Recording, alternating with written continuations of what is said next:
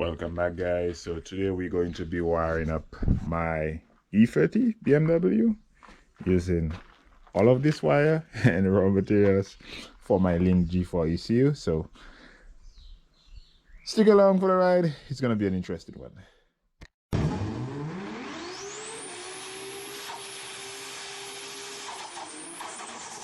Okay, so first things first, let's bring you guys up to speed of what we're working with. So this is my 1986 BMW 325e. It has a SR20 and S13 SR20DE engine in it, with pretty much a stock engine with it's a dummy turbo, but it's gonna have a 50 trim T3 T4 turbo, RD coils, ditch work injectors, a bunch of link sensors, boost control, and we're going to be making a harness for that. So this is the harness which originally came off the car.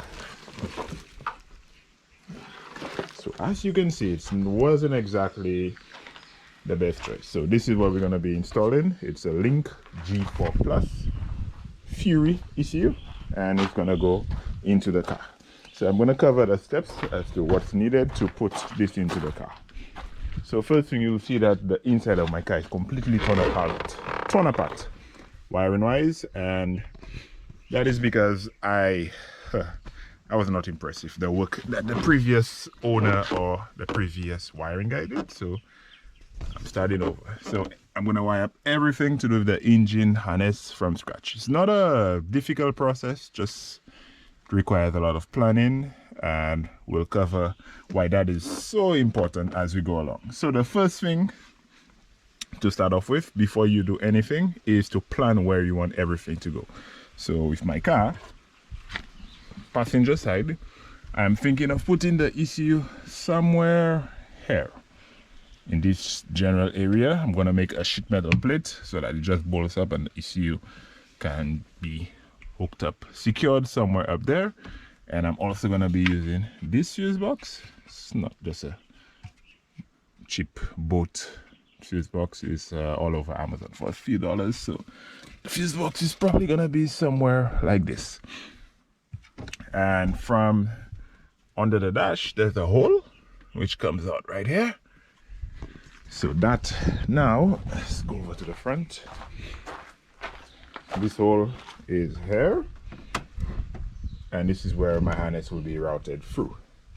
So I have the sniffles, so hopefully it goes away as I make this video, but you'll be hearing that a lot through the video. So just want to cover where a lot of things are located on the engine, because I'm going to be referencing it throughout the video. On the firewall here, we have where the main power comes from. There's a thick cable, goes all the way to the trunk, and that's where the battery is located, and that comes up to the front here, and that then branches out to the alternator, starter, and all the heavy loads. So 12 volt power, fuel injectors on that side, RD coils. My down in the hole there you can see my fuel filter with fuel pressure sensor online. Right, so sniffles. So the first thing we need to do is, hope that the sniffles go away better. First thing we need to do, you go to whichever ECU site, most of them do anyways, but sniffles. Yeah, so first thing I did was I went to the Link ECU site, and they have something called the installers IO, that's input and output table. So it basically just gives you a breakdown, a really nice layout of all the connections that the Link has. The Link Fury anyways, they have a different one for every single one of the ECUs. Some have more inputs and outputs than others. So we're gonna go through this really quick and why it is important. So right here on the left, my printer messed up, but I finished off by hand. Well, my wife did anyways. So we're going to cover what each of these mean. Should I have a seat or should I keep standing? Okay, I'm gonna have a seat. This place is a mess because I clean it every day and then it goes right back to how it was. All right, so number one. Okay, first things first, we have trigger 1 and 2. Now trigger is what the ECU uses to reference for, or what it needs for, engine RPM. So this comes in various forms. So you can have a crank, just a crank sensor, crank trigger wheel on your crank. Some cars have cam angle sensors like my SR20, and in that it gives you both cylinder identification, so it will know which cylinder is passing at top dead center, and also gives you engine speed. So not going to go into that too much, but some of them are Hall sensors, some of them are optical sensors. But what you need to know is that the Link has these two, so you wire it to these pins. You cannot go and put it anywhere else but these pins. Sniffles, sniffles, sniffles. Really hope it gets better as we go along.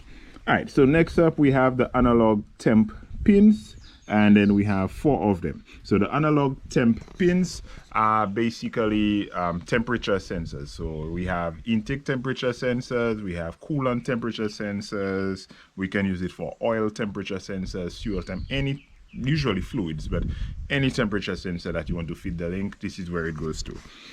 Right, so the Link has 4 of them. You can wire it to any single one, so your coolant could be on number 4, but you just have to make a note of it so that when you go to start the car or build the base tune, you need to tell the ECU which of the output goes to which sensor.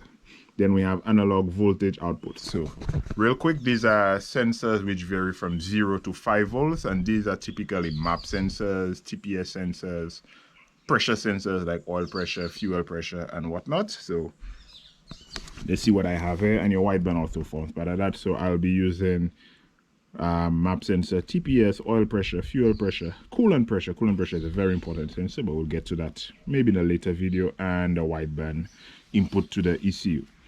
Next up, we have the 5 volt out. So this typically is, well, this not typically, it actually is a 5 volt signal that some of the sensors need, like your TPS, your map sensor.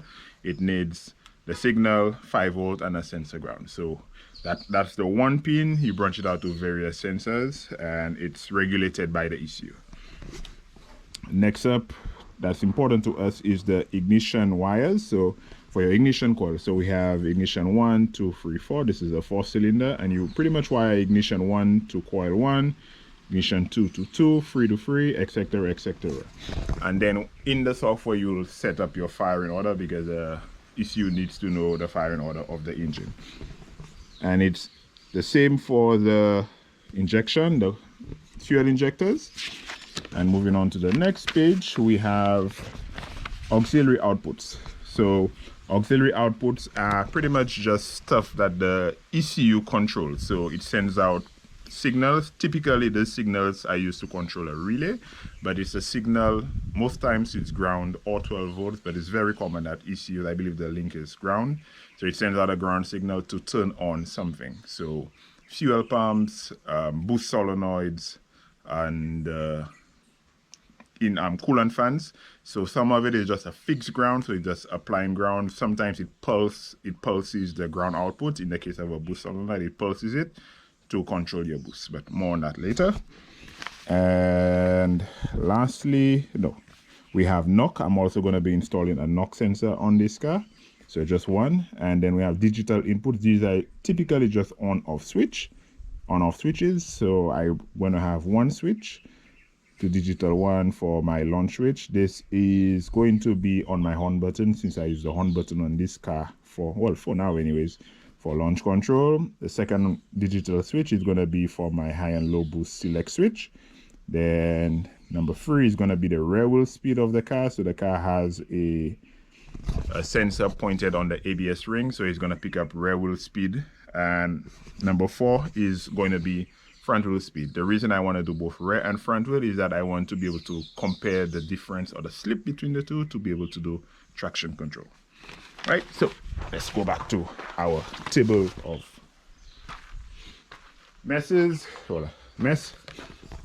So now that we have our plan jotted down on paper, we don't stop there. The next thing you need to do is that you need to take measurements of where everything you need to go, and you need to plan where everything is supposed to go. So you're going to be taking care of a few things. Bear a few things in mind. You want things to be practical. For instance, if we're trying to wire this coil, it makes no sense that if the wires are coming out through here, that we make a wire run all the way here, come here, and then try and branch out. That is just silly, right? So the easiest route would be come out through here, run through the back of the engine, and then come straight to the coil. So you plan out every single thing you want. I cannot tell you how it will work for every single engine, but I can tell you how I will wire up everything for this engine. So the first thing you need to do is get all this wire out of the way, since I already started that.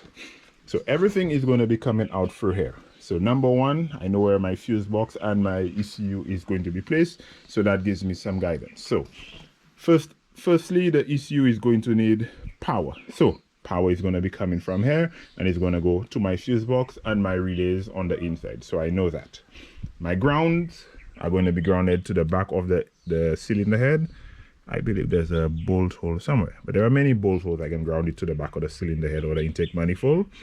So that is going to be there. So grounds and main power go back to the ECU and the relay box. We'll do that practically in a little while, right? So next up, the signals going out will be coming out through here.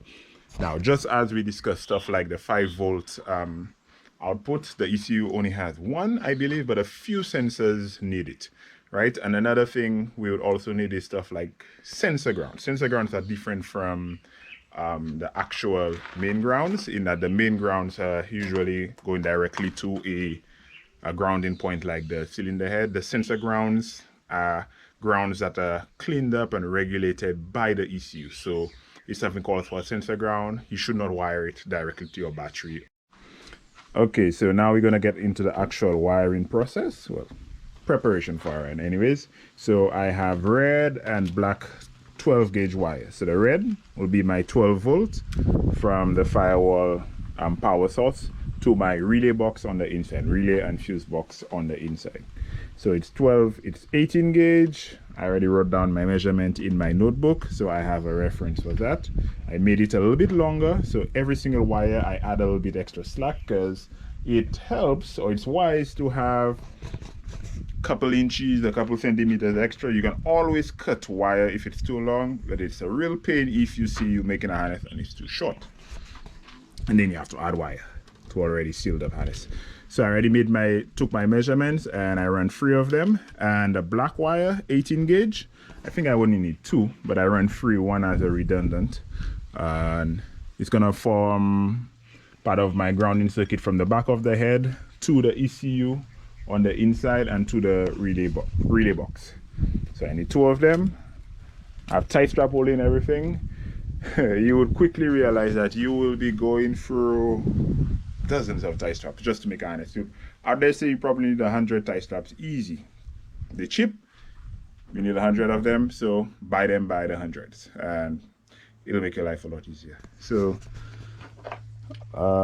yeah, so that covers the first part of the harness. You don't have to start off with power and ground, but I like to do it. I like to have this one knocked out since it forms the base for the harness. Right, so we're gonna move on to the next step now. Okay, so next up I have yellow wire. So remember I said what I used my 18 gauge wire for. So this is going to be the power for one side of my injectors. Again, the injectors are single coil, so one end of the injector gets power, 12 volts, and the other end gets ground from the ECU, which makes it fire. It does not matter which side of the injector you use for power. At the end of the day, it's just a simple coil, so it does not matter. So I have my measurements again coming from my fuse box, because my fuse box needs to control the power to my injectors. So I have 18 gauge. It's gonna come here, right here. This is the gang I'm talking about. So it's gonna come, this is gonna stop right at the firewall, and then from there I have 5 wires branching out to the 4 injectors. So again, I already took all my measurements to the 4 injectors, 1, 4, 3, 2, 1, and I also have a long one going to my CAS. So I'm going to be using the shielded wire for the CAS, but the shielded wire I have is only 3 cores, meaning that I only have 3 wires on the inside. But however, I need 4 wires. So I'm going to leave the signal wires to the shielded cable, and I'm just going to run an extra one for 12 volts. In retrospect, I should have bought maybe shielded wire with 4 cores, but I don't have it, so I'm simply going to make the best with what I have now. And this is a simple gang, 18 gauge, and again, like I said, using 20 gauge wire. So this will now be added to the measurements. You can use tie straps to hold everything in place as you go along. You can, or you can make every single wire individually and join them afterwards. I'm going to show you my method. And this again is the same thing as that, but for the ignition coils. And I started soldering my joint here, but then I solder gave out, so I need to, okay, this is essentially what I'm talking about. You can solder, you can crimp. We're not going to get into the solder or the crimp debate now. Both of them works. Most guys say that the crimping is better for a motorsport environment. I've never had a problem with solder.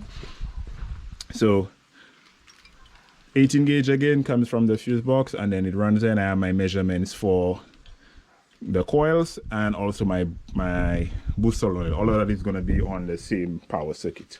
So I have power to my coils and power to my injectors. So both of these will be coming out here. Just can get untangled from the fuse box, firewall right here, and then branch out to the various sources. So a quick trick I learned while I was doing this car, but I've tried it before, but I measured the difference between the bore spacing between the coils, and it would be the same thing as the injectors, and they, I think, 11 centimeters apart. So for quick measurement taking, when I measured this one has 65 centimeters. So what I did, 65, and with that's about, if an extra 2 or 3 centimeters of wiggle room. So it's actually 61. Who is that?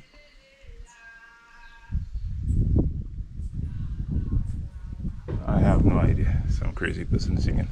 Yeah, so 65, and then there's a difference of about 10 centimeters. So 65 automatically, this one will be 75, and this one will be 85, 95. So that just makes the measurement taking process a lot easier. Okay, so the singing you guys heard and you are hearing in the background is my aunt. She's gonna be 60 in 2 days, so she's very happy. Happy life, 60 years old. That's what she keeps chanting. Yeah, but anyways, so that's a little progress. So we have the 2 gangs of the 12 volts. So injector, power, and coils. It will be going. Each wire will be going to an injector and a coil, etc. Because each coil needs 12 volts. Each injector needs 12 volts. So coil, power, and 12 volt power from the fuse box will go into the fuse box and go into the ECU ground. And the other end, again, still looking like a little bit of a mess, but tie straps hold everything in place. That's what it looks like for now. So all yellows are 12 volts to injectors and coils, the black ground to the back of the head, and the red is 12 volts from the firewall to the ECU, the fuse box, sorry. All right, so next up, I'm going to tackle I'm going to tackle my ground. The gang ground is going to be the same thing, the sensor ground. So I already have measurements to all of that. So again, one wire is going to come from the ECU and it's going to branch out to all of the sensors at the firewall. And the same thing for the 5 volts. And after that, I am going to, well, I already did that, so I can show you guys. So I believe, I'm not sure which color. I think this one is sensor ground. I'm using purple and red. So one is coming from the ECU. This needs to be crimped or soldered together, and then these are the various sensors they go. So I cannot recall off the top of my head. So just need to solder that. Add that to there. And 5 volts, same principle. 120 gauge wire coming out from the ECU and goes out to all the sensors. Add that to that, and I think right now these are the 4 injector triggers. So these will be going directly to the ECU. They don't get branched out. I mean, they don't get ganged up. So each injector is going to have its own wire. So that's going to be sequential.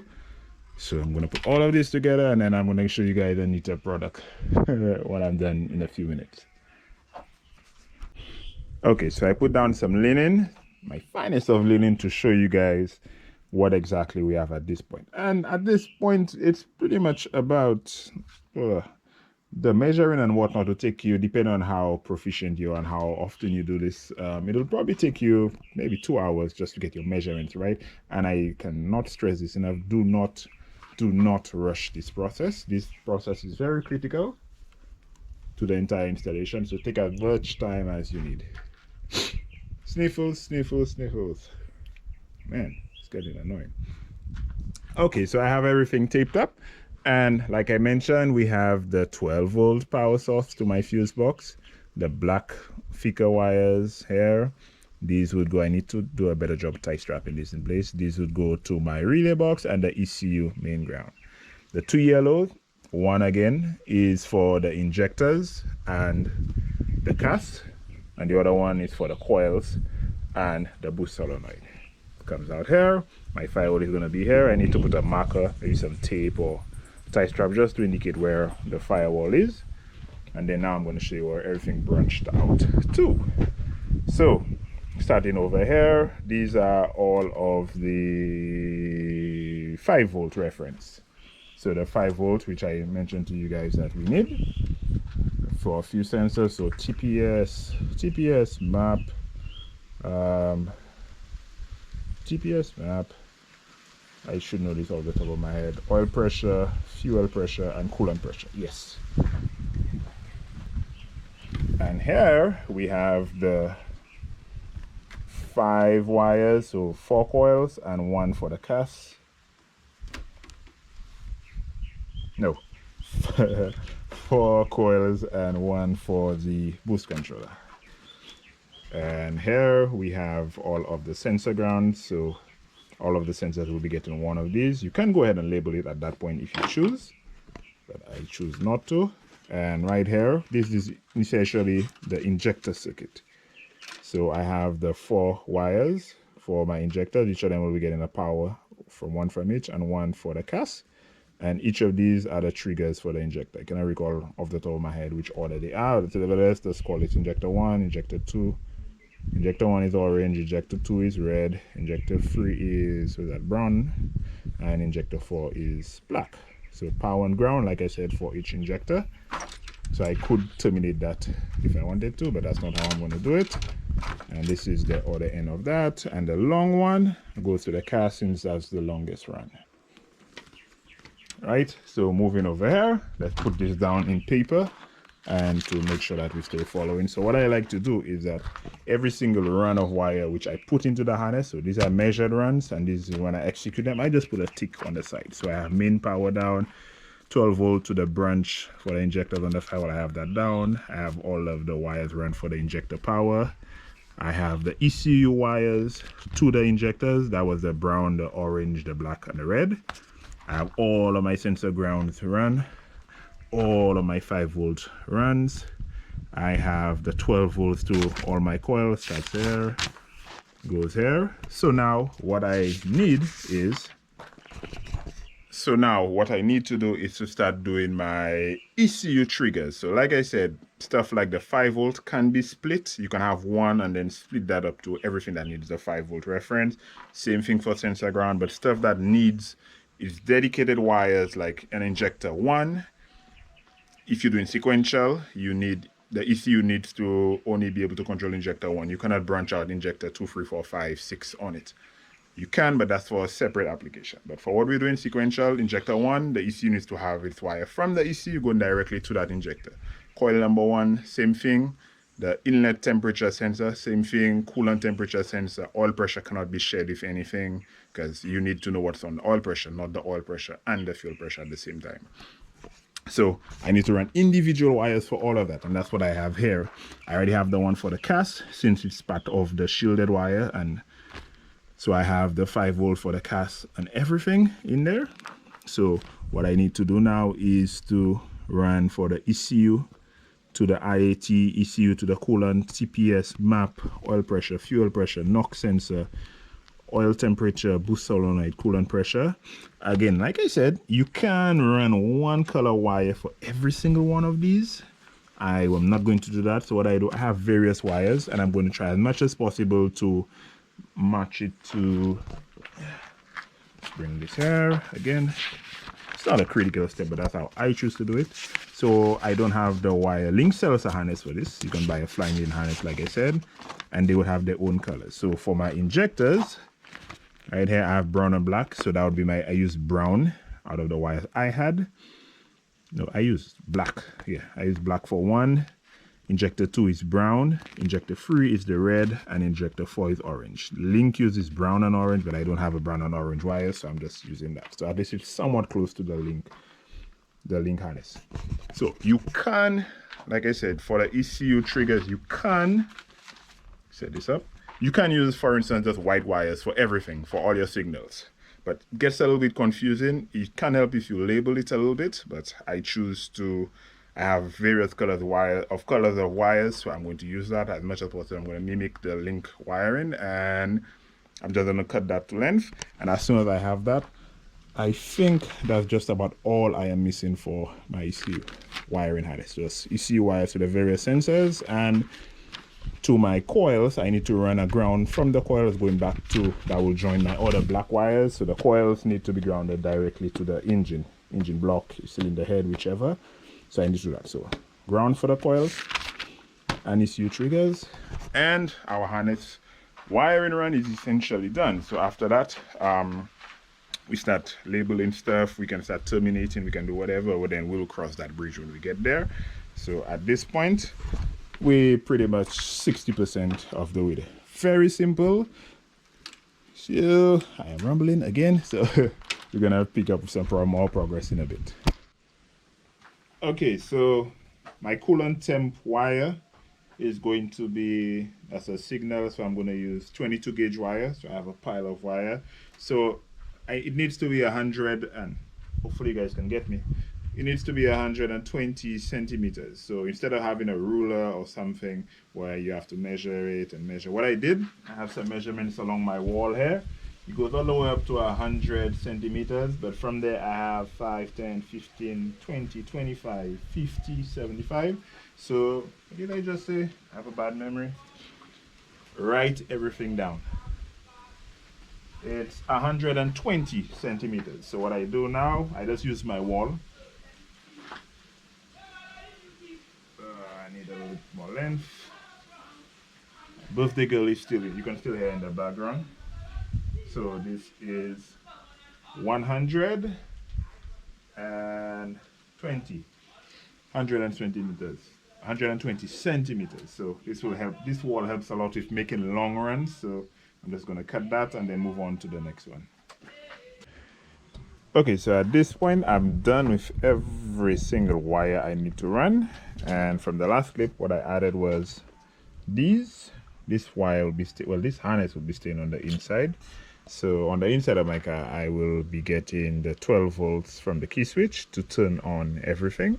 I think I have the pink, the black and red, and the plain black for the wheel speed sensors. So they form part of my body harness.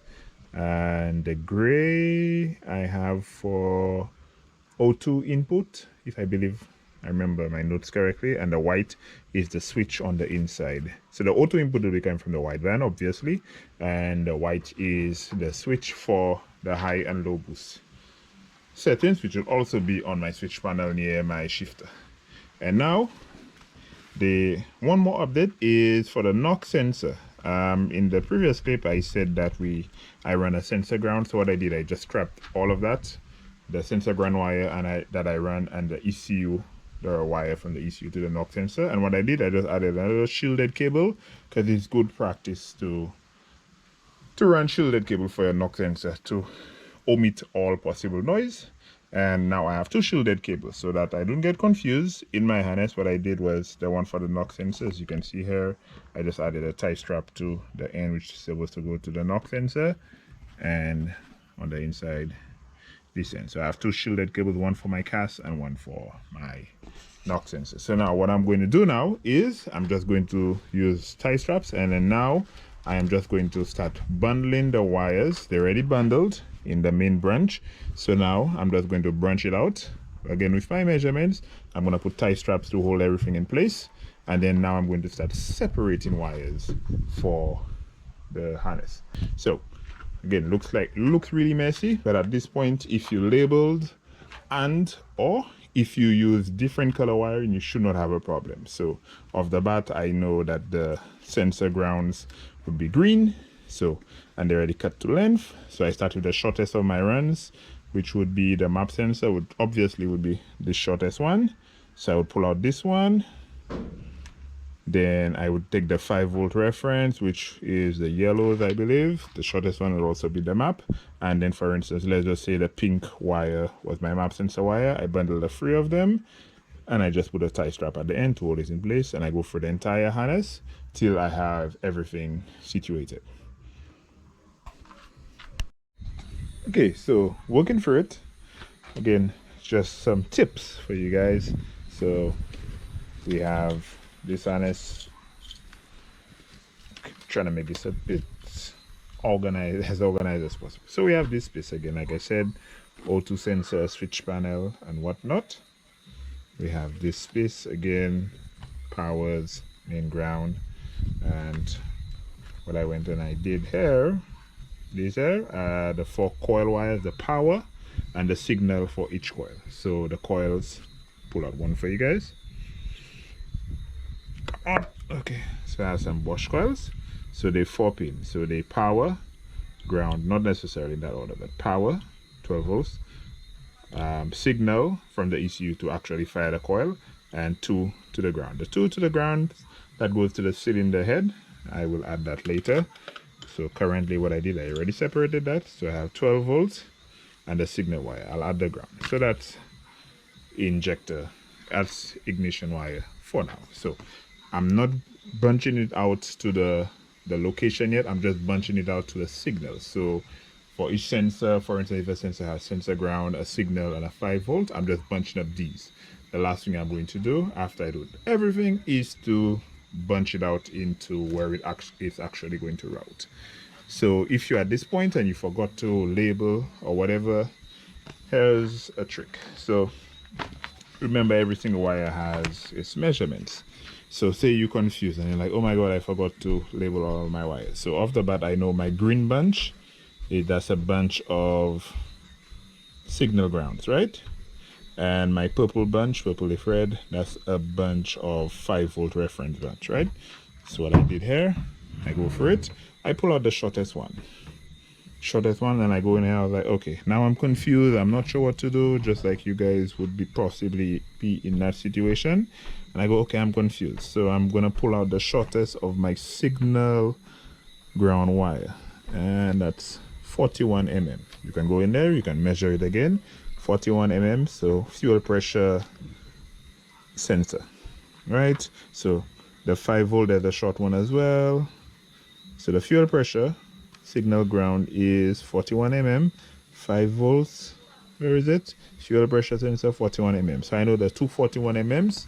Again, if you forgot to label or whatever reason, you can go in here and measure the 2 short ones, the 41 mm, so you know they go to the fuel pressure sensor. So I pulled it out here, purple, green, and I was like, okay, so now I need the signal wire for the ECU.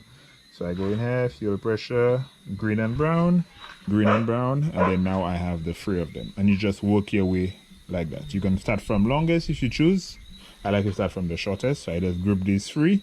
And next I'm just going to move on to the next one, which is the next shortest one, which is the map sensor, 45 centimeters. And the map has a signal wire, signal ground wire, 5-volt wire, 45 mm, and ECU 80 centimeters, right? Because the ECU ground for the map actually goes directly to the ECU. Same thing for the fuel pressure sensor.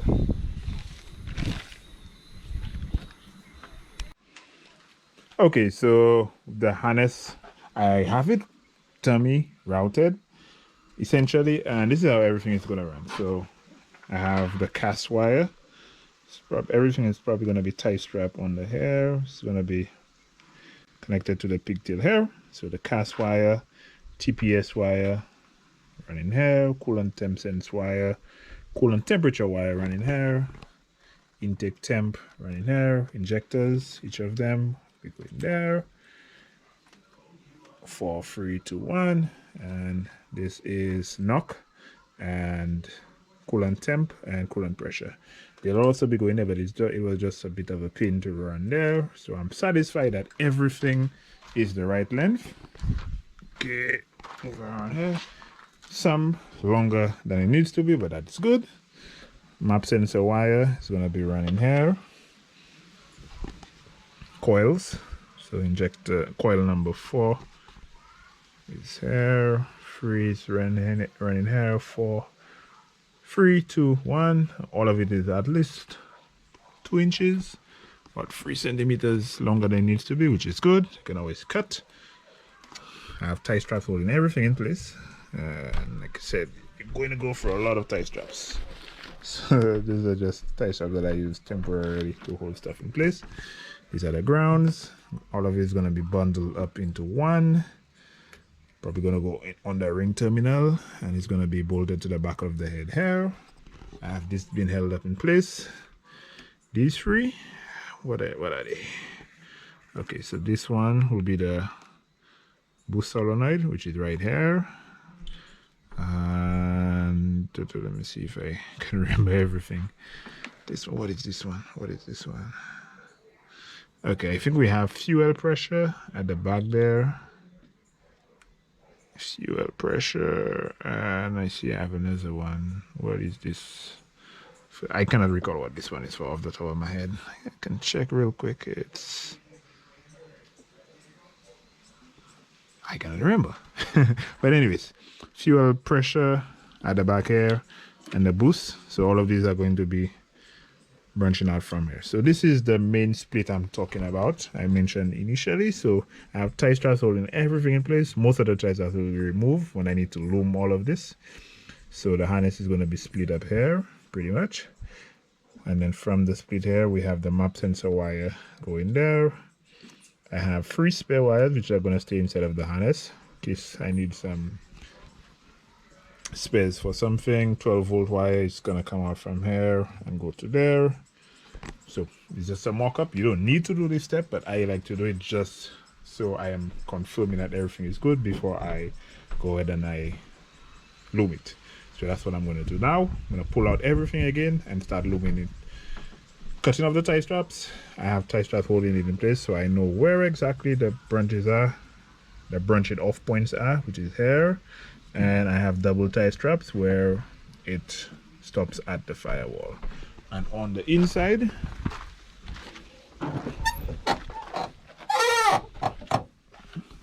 still everything is loosely mounted. So this end here will go to the ECU. This end here is going through here. It's going to go in there to the switch panel here, and also on the connector under the dashboard for the wheel speed sensors. So everything is nice and long. So now it's a matter of putting more tie straps so that everything remains in place, and I'm going to start the looming process. Okay, so my camera doesn't do too well, my GoPro anyways, with nighttime shots. So hopefully the lighting is good under this one. Okay, so I have the harness opened up and I cut off a lot of the tie straps. Still have some of it holding it in place. And remember, I told you guys that you're gonna go through a lot of tie straps, and that's just maybe half of what I cut out. I threw away some in the trash. So this is the harness and most of the routing for the harness. So we can start from this end. This end I'll be crimping on the fittings for the connector for the ECU, so it will be going to here. This one will be going, the red will be coming from the power source like we already discussed, and I have ground for the relay triggering. Right, the yellow is the main power for the injectors and the CAS, and the other one is for the ignition. So that's already load coming from my fuse box. This, which I added, this will be going to my switch panel. It will also be powering the ECU with, because I have a master switch on my switch panel, so 12-volt power to the ECU, the switch for the high boost, wideband input, and all of that. So all of this will be staying on the inside of the car. This white tie strap is where the harness will be branching out to the firewall right here. Anyways, about an inch after that. And immediately after the firewall, I have here, which will be going to the bulkhead, the power bulkhead coming from the battery and the firewall. And from there, the wires will essentially be branching out. This end goes to the coils. Here is where I will be grounding to the back of the cylinder head, and that's the four coil wires. This one will begin, this one again will be going out under the intake manifold and be branching out to the various points. I have tie strap holding the 2 or the 3 that I need together. So some wires need 2, like injectors need power and signal, power and signal, power and signal. Some of them need 3 pressure sensors and whatnot. So the reason I'm explaining all of that is to explain that planning really helps. So at this point, we need to add some loom to our harness. There are various looms. Some people use all sorts of rake cam, heat shrink, and whatnot. It's completely up to you what you choose to use at this point. Some people put heat shrink, which is this stuff. Fit the 2 wires in there. It goes over the wire, and then when you apply heat to it, it shrinks to about half its size or 1/4 of its size. You can do that. It's completely up to you. Some folks use braided loom. I'm not sure. I have a piece here I can show you, but I'll get that in a little bit. So my plan is to put braided loom from here, which is the point where the harness splits up to go to the coils and whatnot. So I have braided loom from here all the way up to about here. On the inside of the car, I will just have a couple pieces of tape holding the harness and tie strap, and I'm going to leave this exposed. Excuse me. So one main one going out through here. What's wrong with me? And from here, I will have single smaller loom. We'll go going over this one, and each of the other wires, like this one, is going to be one loom. So it's going to have several smaller looms, smaller traces, however you want to call them, running out through there, and the big one coming out. So big one coming out and branching out to smaller units here. There are various sizes of loom. Again, it helps to buy several sizes so that in situations like that you can experiment. I don't remember all the sizes off the top of my head now, but I'm just going to be experimenting, and I'm going to show you what tricks I use so that I can plan ahead. So at the joints, you may be tempted to use this electrical tape, but from experience, electrical tape does not do well in engine bays, especially when it's close to heat source. So the adhesive on the back of the tape starts to degrade over time, and the tape pretty much just gets loose. So you use stuff like this stuff, Kapton tape. I think I mentioned it at the beginning of the video. Yeah, so it pretty much does the same job, but it's a bit more durable and it does better in the heat. So most of the joints where I will be removing the tie straps, and I don't want the tie straps under my harness, not all of them anyways, I'm going to be using the Kapton tape to wrap stuff and then to shape stuff how I want. And then I'm going to be using loom, and I'm going to use the heat shrink to hold the loom in place. All of this stuff, you can get it from Amazon, but not all the stuff on Amazon are good. Some of them are just Chinese junk, but if you do this long enough, you can buy the expensive stuff if you're doing a couple harnesses, but that usually runs you a couple $100 easy in just heat shrink. So most of mine is Amazon and eBay stuff, but it's stuff that I've been using for a few years. Like I've had this for about 3 years. It's about 100 feet, I think. 100 or maybe 50 feet of loom. I've used almost half of it now, and other stuff I know is good stuff. So let's get to that, and then I will pick up with a little bit more progress. Just to show you guys what the Kapton tape looks like. So this is it here. I have one joint here and just some clever wrapping. It helps to really plan your routing before you start applying this stuff. So fuse box, switch panel stuff will all be routed in the same way. ECU end, and firewall will be somewhere here. Help to put some protection over here for abrasion, and this will be going to the bulkhead. This is a split off point going to the coils, and this one will be going through the intake manifold. But before there, we have map sensor, fuel pressure sensor, and boost solenoid will all be branching out there, and all of these will be going out individually based on what they go into. So now it's just going to do some thinking to figure out how I'm going to do the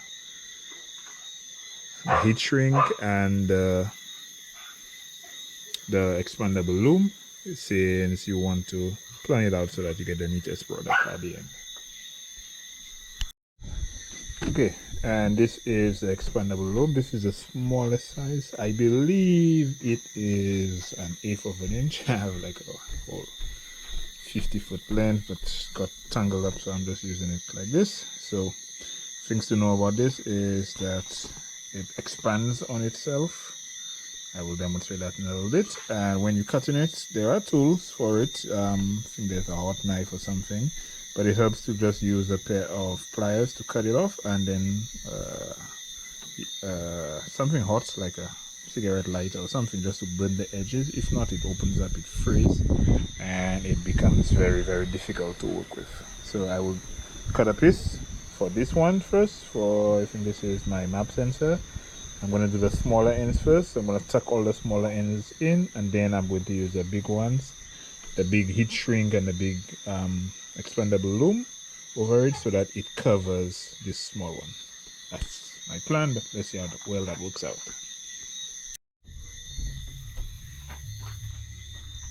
Okay, so I have a piece cut, and I cut it a little bit longer than what I need.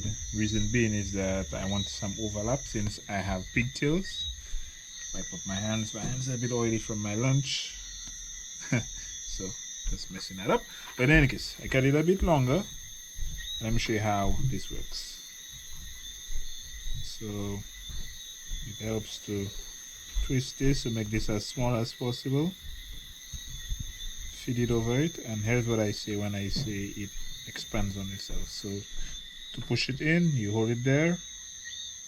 See how it just folds on itself, expands on itself, and you fit that down. You do the same thing, push it up, fold that down, and this is what I'm talking about. So you guys can see this. Push it in, fold it down, till it gets to the bottom here. Right, and I know it's going to be longer, so I'm going to have to put something to hold it in place here, like so. So I'm just going to put a tie strap or something to hold it in place, and then I'm going to finish off this end with some heat shrink. Okay, so I pretty much went all in. I did a bunch before I actually remember that I had to record. So let me bring it. I'm stuck. Bring you guys up to speed. So pretty much I have the loom run for everything, and it's worth mentioning that the only reason you get to put the loom past the wire is because I'm using pigtails. So the pigtails will still form the wire ends here, for instance with this one, and the pigtail would be joining here, heat shrink and everything, and then go out to the connector. If you were not using that, if you were crimping new connectors, then you would end the heat shrink maybe about an inch from the end of the wire crimping, and then you would have some heat shrink at the end there. So the joints, I already went ahead and I used a bunch of Kapton tape. So fuel pressure will be here. This one is boost control. This goes to the coil side. So coil side, the ground on the cylinder head. I sort of messed up with this, but yeah, it'll do for now. I'm not taking this off again. So, and this is the piece that is gonna go through under the intake manifold, and right now I just need to add connectors to the end and I need to put a piece of braided, well, expandable loom here and here, and should be done. I'll throw that on there and call it a night after that. Okay, so this piece again, like I said, it always takes a bit of planning, so I need to get a piece of heat shrink over the center here. So this is the top end of the harness, so I'm gonna run it through this one, then slip it over this one. I put some tape on the end so the wires don't get caught in the braided loom. Run it all on here, run it over here, pull this backwards. I think that's probably gonna how it's gonna probably work, I think. Yeah, so it's I'm tired, cannot think straight, but that's the plan, to get it over here and then probably slip it over there and tape. Let's see how that works out. Okay, so just before I call it quits for the night, here is the progress. So I'm just missing connectors on these ends. In case you're wondering where I would know which wire is forward, I just basically just pull the heat shrink back, the loom back a little bit, and I can see the color wires, and with my notes there I can tell what they're going to. Off the bat, I know this longer one is from the boost controller, and this one is for the fuel pressure. These are my grounds for the cylinder head, and what else, coils, and I think I have these two tie strap together, so the oil pressure and oil temperature. I think these four are tie strapped together, so injectors and the cast. So these would essentially, that one would be, what is that one? Knock, yeah, knock sensor. So I have 1, 2, 3, 4, 5, 6. So they would be intake temperature, coolant temperature, TPS, coolant pressure. I can't recall the rest, but retrospect, I should have probably waited when I was less tired to do that. I made a couple errors, but not the end of the world. We're going to cover the next step in the next video. That's covering this up. This shouldn't be exposed. Ideally, you can get some expensive heat shrink with that adhesive on the inside to make it weather tight. I'm going to show you a budget way, using something that's not so expensive. Again, it's not going to provide as much protection as that expensive heat shrink, but again, we're on a budget there, so cover that in the next part. And after that, terminate connectors, crimp the ends here, crimp the ends of the coils, and it should be pretty much done. So it's looking a lot better now, still far from finished, but this is the general look of the harness for now. Anyways, I'm tired, I'm going to bed. Catch you guys on a following clip. Okay, so it's night number I lost count, and tonight I'm just going to show you how I use this. It's called Tessa tape, I believe. So there are cheap versions, you can get this off Amazon, eBay. There are more expensive versions, but I got mine off Amazon, and I'm going to use it to basically cover the joints, right? So in higher level spec motorsport harnesses, based on what I've seen, they use heat shrink with I forgot the actual name, with the adhesive on the inside. Again, this is a budget cheap harness with stuff I have laying around, so you can use that, and the cloth tape works just as fine, just not as, it's not weatherproof. Well, it doesn't protect it from the elements in that water can still enter in your harness, but if it's a car which you don't expect to drive on the 5 feet of water with, it'll work just fine. So let me show you how I use that to pretty much just add some protection to my joints. And I'm probably gonna call it an early night tonight, and tomorrow I'm probably gonna route this, and tomorrow I'm gonna add the connectors, and I just need to wait on the pins to come in, and the harness will essentially be done. Okay, so all taped up, and I noticed a couple errors. Well, there are always going to be errors. Number one, I should have paid someone to make that harness for me. Just kidding. Alright, so number one, this. Okay, first error is this heat shrink expander. He's a little bit too big for this. It's actually 3/4, and that's all I had, so it looks a little bit fat here, but again, it's not perfect. It's just something I'm making for myself. It's not a professional product. I am not a professional wiring guy, as I keep saying. And this is a ground for the head. This is actually supposed to come out through here, but I pass it through here. I honestly cannot even recall why. I'm guessing because I just wanted to fill in this, so now I'm gonna have to probably add a little piece to here, crimp or sort of a little piece, because I believe I'm gonna be short about 2 inches or not. I'll check it out when I actually run it, but for the most part everything is looking good. What I also do for my tester tape is that sometimes mine is cheap, so it doesn't like to stick well, so I just add a couple tie straps to the end to hold on the tape so that it doesn't unravel. And of course, tie straps are your friend. Anything you want to keep down, like this wire, I want it bending up and just ruining my entire harness, so I'm going to add tie straps here, just a couple to hold it. Now I'm going to mock it up. Okay guys, and I'm truly happy with the progress. Came out really good, not bad for a budget harness. So let me bring you guys up to speed. So I routed everything where it needed to be routed. So I have the pigtails for my injectors, which will go here. They will be soldered onto the ends of the harness, but injector 4, injector 3, injector 2, injector 1.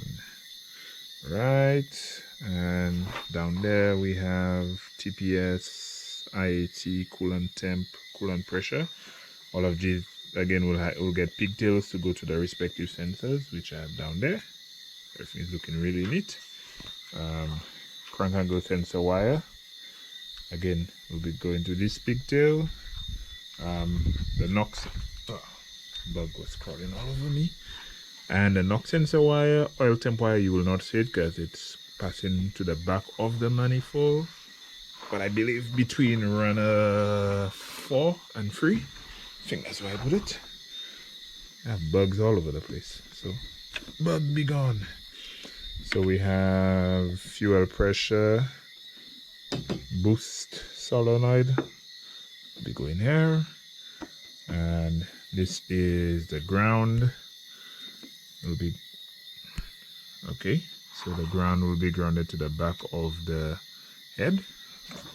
Okay, I'm giving you guys a good shot, and this is going to get a tie strap to hold this closer to the engine like this, and each of these will be getting the crimps for, let's see if I can pull one out, so like this. Each of these will be getting, probably going to be shortened, and going to get the crimps for the Audi R8 coils. So final product came out really good. I'm super impressed. Again, my tester tape right here. This is the split, and the link 4-bar map sensor is here. 12-volt wire. I have it tucked in the back there just to keep it neat. But it's gonna get a ring terminal, and it's gonna go onto here. All of these orange wires will be out. I'm not sure what they're for, but I'll be removing all of that. But for the most part, it's really good. I'm super impressed. Very clean. When I finish this, you almost think the harness is invisible, which is what I like to see. Get a daytime shot, hopefully tomorrow, but for now, I'm gonna call it a night again. And again, I'm super stoked, super happy. Almost done. Okay, and real quick, let me show you guys how I add my pigtails to my harness. So again, this is a little bit more difficult than if you were just crimping in new connectors, but here is what I do. So first things first, I'm actually going to show you what I am doing for the cast, since it's probably the most difficult one, since it has one cable already running inside, shielded cable, and I have a second wire running for the 12 volts. So the shielded cable is a free core. So the first thing I do is I pull the loom back. So remember, I have loom running there and I already measured it. I pull it all the way back, right? And I add a tie strap to hold it back in place. And what I do is the loom, I have the wire a little bit shorter than the loom. So if you look at it from the, like this one, right here, this is going to be for my coolant temperature sensor. So the wire is somewhere here on the inside and my loom is there. So what that means is when I add the pigtail is gonna, I'm gonna pull all of this back, the connection is gonna be on the inside and the loom is gonna go over everything. So to do that, I twist. I have my heat shrink already over there. Before you twist, make sure you do that. It's a common mistake. Guys saw that and then they realized they forgot to put the heat shrink on. So I have the heat shrink on. This is gonna cover here. And on the inside there, I have a bigger heat shrink, which is going to essentially be something like that. So after I'm done with the solder joint, this is just going to slip over the end of the braided loom and over every single thing. So it's pretty much heat shrink from the end of the loom all the way up to the connector. And I usually like to leave about ½ inch exposed, so at least I can see the color codes for the connector, so it helps with future diagnosis. Right, so I'm going to go ahead and do this one, and then I'm going to show you what it looks like before I heat shrink it. Okay, so all started up and the heat shrink heated up and everything is in place. So this is what it is. So at this point there, those of you observing will see I have 2 heat shrinks here. Reason for that is I wasn't sure what size heat shrink would actually work for this, so I have a smaller piece. I'm going to try to see if that works. If it doesn't work, I'm just going to cut it out and then I'm going to use the bigger piece. I know the bigger piece will work. It might be a little bit too big, so I'm going to try this one. So if this one works over here, then I'm just going to cut out. Whichever one doesn't work, I'm just going to cut it out. So let's skip to that step. Okay, so this is what I'm talking about. Everything is sorted up and the heat shrink, the connections are right around here and my braided loom goes over that. So right now what I'm going to do is just going to slip the heat shrink. It's a bit too long, so I ended up not using the smaller one. The bigger one was actually what I needed. I knew that, but I was just second guessing myself for whatever reason. So I'm going to slide this over to about here and just heat shrink it, so it's going to hold, so it's going to pretty much span from about here to here. Let me show you what that looks like when I'm done. Okay, and this is what the final product will look like. So just gonna carry on. This one came out pretty good. I added a little bit of slack. I prefer it having a little slack, so I'm gonna tuck it on the hair. No, just gonna tuck it here, and the rest of the slack I'm gonna put under the intake manifold. I always like having a little slack. Doesn't look as clean, but it helps to have some slack. You never know if you got the wiring wrong and you need to cut it and redo it. So an inch or 2 of slack won't kill me. Okay, now it's time to do the coil. So I have everything run where I intended to run. So I'm going to run it to the left side of the coil. If I'm looking directly above, from the front, it'll be the right side. Yes, so right now what I'm going to do, I am going to be adding the connectors to the Audi R8 coils, and basically they come, you get a package with your coils, you get the shells, and you pop out one of these now. So the shells come with a locking tab, which is that red thing. You pretty much just push it outside and you should be able to slip the pins in there. And what the pins are basically these things. So you crimp this onto the end of the wire, but before that you need to add the weather, what's it called? I think I lost it. It's my luck, I probably lost it. Oh, there they are. Yeah, so you need to slip some of these on before you crimp on the terminal to basically keep moisture and whatnot out of there. So I've already done 4 of them. Let me show you guys what it looks like. So it'll be something like this. So The wire goes all the way in there to the front of this. Front here, crimp down here, and then you crimp to the back side to hold the weather protection in place. For this, I'm simply using one of these tools. It's just a cheap Amazon $15 or was it $10 multi-purpose open barrel connector. It's gonna be hard to do it single-handedly, so I'm gonna put a link in there. So Haltech and a bunch of other YouTubers have shown videos how they do this, so I'm gonna link that in there, and then now I'm just gonna breeze through the rest of these connectors. And the coils are done.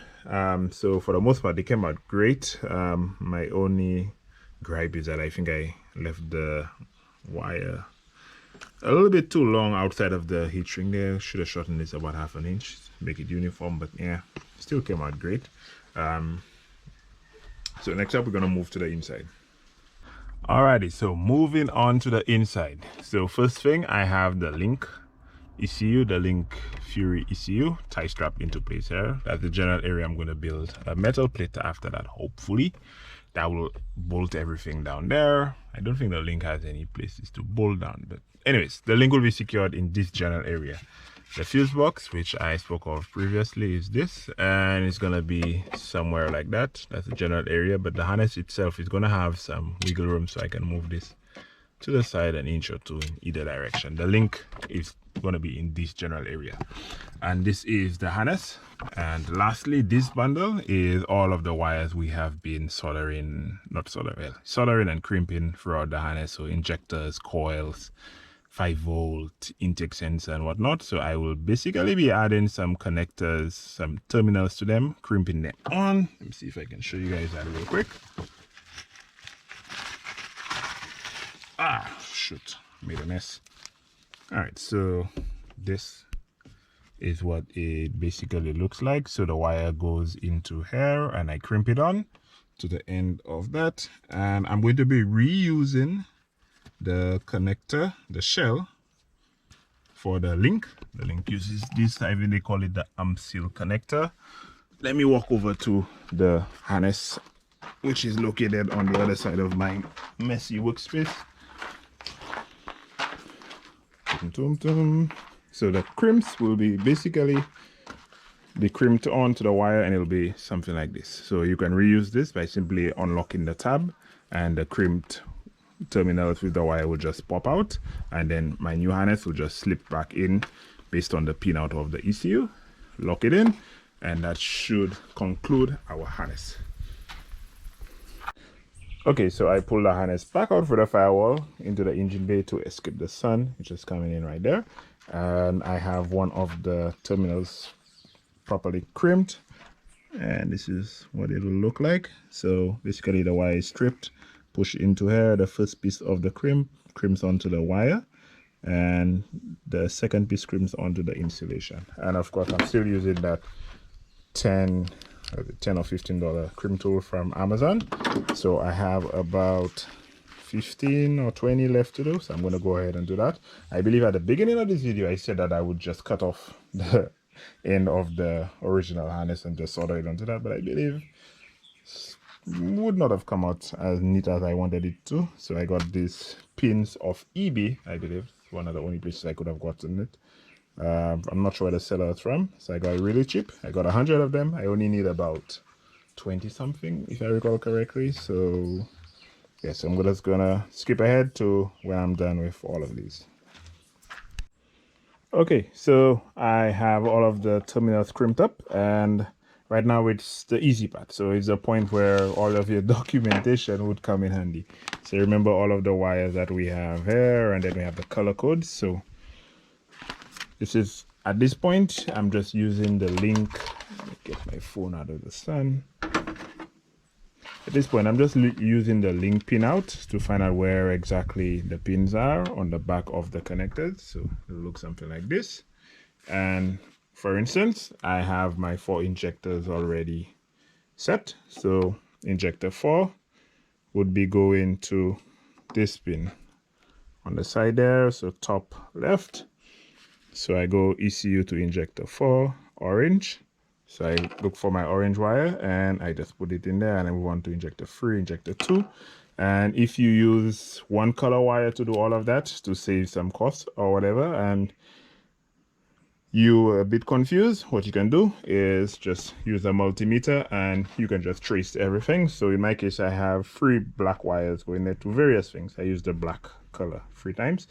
So I have something fell, but I have one end of my multimeter on some wire going into injector clip 1. Right here, I'm not sure the glare is too bad, but injector clip 1, we have black. Injector ECU to injector 1 is black, sorry. And I see I have many blacks, so what I do, I just put my multimeter on continuity and I check. So this is injector 1. So what I do, wish I could do that 100, I just push it in further back here, something like this. I cannot push it in all the way with one hand, and you'll hear an audible click when it goes all the way in, and you just work your way through your list of what you need here, and that's it for pinning the harness end, well, the ECU end of the harness. Okay, so the harness termination is all done. I have a couple tie straps holding stuff in place, but for the most part that's how it looks. This will essentially now just plug into the link, which is going to be up there. So that is done. I may throw some loom on there. There's some tie straps holding it in place roughly, but I'll sort that out when I'm getting ready to install it for the final time. So now only thing that's left is fuse box and relays, which goes in here. I'm having second thoughts about this fuse box. I may do a simplified fuse box, although this is already simple, but and I need to hook up this to power up the harness. So just these two, pretty simple to hook up these two, pretty straightforward, and we should be done. So I will take off this harness again. It's already fitting so well, I almost don't want to, but I will take off this harness again to get a complete view of it outside of the car. But for the most part, we're 95% there. Okay, so I have the harness out of the car. There's a pin to remove after I properly routed everything, but this is what it will look like. Coil section with fuel pressure and boost. Still need to add a connector here for the boost solenoid and the rest of the sensors. So next step is to put this one back in the car. It's already terminated. I need to add the fuse box and whatnot. Okay, and after that, the harness is going to be, like I said, it's going to be installed in the car. I'll probably put that in another video. So from there, I still have a lot of stuff to do to the car. So the next video, we're going to try to start the car. Not feeling well today, as you can see, not looking like myself. And the fuse box, I'm going to add all of that, and then we hope I may do a introductory video to the Link software, just create a base map, or I may just use the tune that's already on there. But I'm going to end this one there. It's probably a really long video, like I said. I tried my best to show everything. May have missed something, but if I did, leave it down in the comments. If you enjoyed it, if you learned something, let me know as well. And till then, I'll catch you guys in the next one. So, oh, one more thing. Someone may ask, how long does it take? This harness took me about 3.5 weeks to make, but not working on it every day. There was a time, I believe, I spent about a week not even working on it. But for the most part, every day, I don't get much time to do work for myself. So I would say you easily have, depends on how slow you are and how meticulous, because the harness for itself is not time consuming. The hard part is making it neat and going over everything and triple checking everything, because when you close up the harness, it's a pain to open it up. So I dare say 20 to 30 hours easily into the harness. I would think that's on the low side for making a harness. And I guess if you're slow, you just starting off, you can easily budget 40 hours to make a harness like this. There are quicker ways to make the harness. Like I said, if you get the flying lead harness from Link or whatever issue you're using, it'll be a lot quicker. So you can just route it and then cut it, loom it afterwards. I chose to do it this way. I may tally it up, but for the most part, Connectors not included. I would say I have maybe just over wires. I would say easily maybe $100 just in raw materials, but the connectors are the expensive part. Thankfully, I had the connectors from the harness already, so I just reused that. I can easily see if I had to buy all of these connectors, harness would probably easily cost in the region of $300 just in materials alone, and that's not including time. I cannot put a value on anybody else's time. I dare say to make a harness like this club level, if I had to guess, someone would easily charge you in the region of 800 to $1,000 based on the hours put in. Can easily pass 1,000. Again, different places have different hourly rates for this sort of stuff. I would say fair price would easily be 1,000 to 1,200. Maybe more, maybe less, but I would figure that's what most professionals will charge for a harness like this. But this one, again, with some time, you can have connectors and everything. You can maybe have $300 into it and some hours, and then you can do this yourself. And again, you learn a lot along the way. So I'm not gonna drag this one any longer. So like, comment, subscribe, and all that good stuff. And I'll catch you guys later. Till then, sun is coming out, but stay safe.